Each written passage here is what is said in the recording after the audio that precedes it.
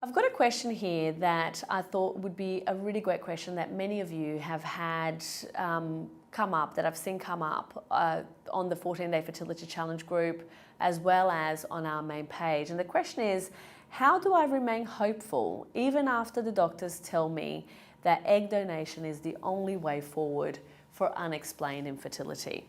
Now, as you will know, unexplained infertility, in my opinion, is a little bit of a lazy way of diagnosing infertility, right? I believe that when it comes to infertility and when it comes to keeping a healthy pregnancy to term, having an understanding of the minor factors that may be getting in the way and starting to drill deeper into what they mean for fertility, it's very much what we do for our patients in our practice, but it's also what I recommend all of the people that do the 14-Day Fertility Challenge start to work with their doctors to uncover.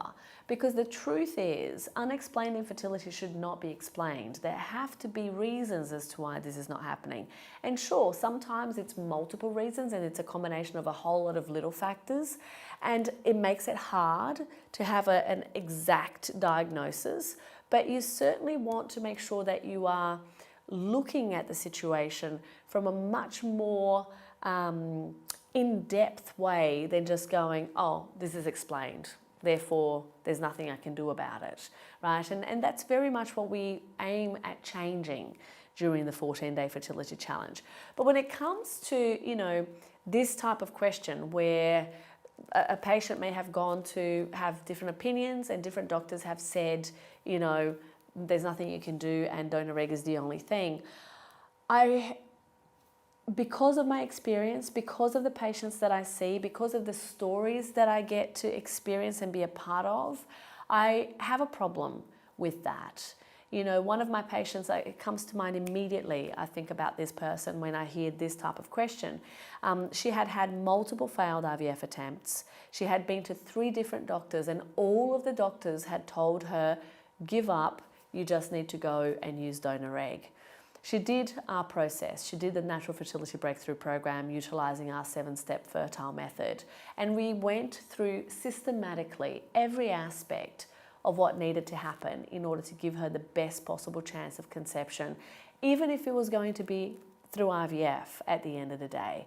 But in putting all of that in place, we were able to identify and label and name things that weren't working and address them on a very fundamental level, on a very biochemical level. And it wasn't a long time until that made enough of a difference that this woman actually was able to conceive naturally after all doctors had ruled out her chances of being able to not only conceive, but conceive with her own biological child, conceive with her own eggs, and literally told her, give up, forget about it, and just, go and do donor egg.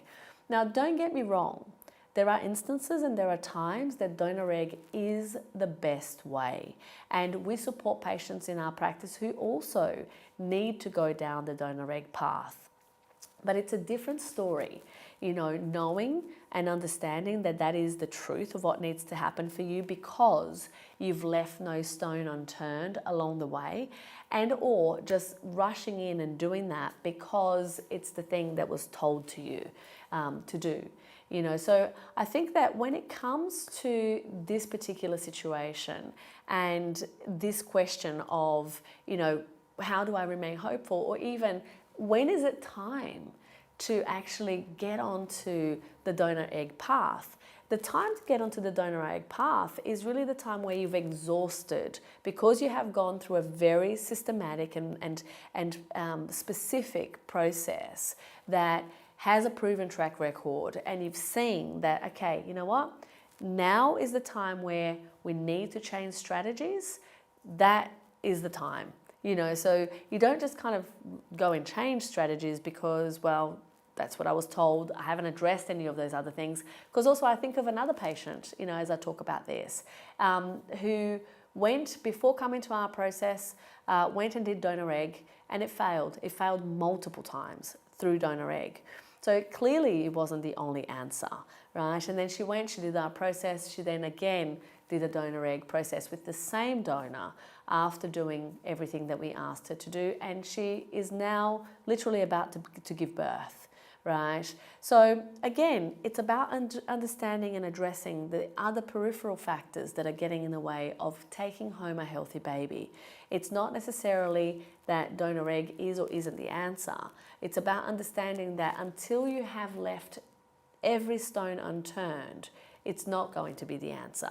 How do you remain hopeful throughout that? Well, reminding yourself every single day, each step of the way, as you do the things that you need to do to optimize your chances and to give yourself the best possible chance, that is what you're doing, right? And that is essentially my way of keeping yourself hopeful. You know, focusing on the things that you can be grateful for is another wonderful way of keeping that hope, keeping that little, piece of happiness alive, because ultimately focusing on the things that you don't have and that you will never have is not going to give you the result that you want.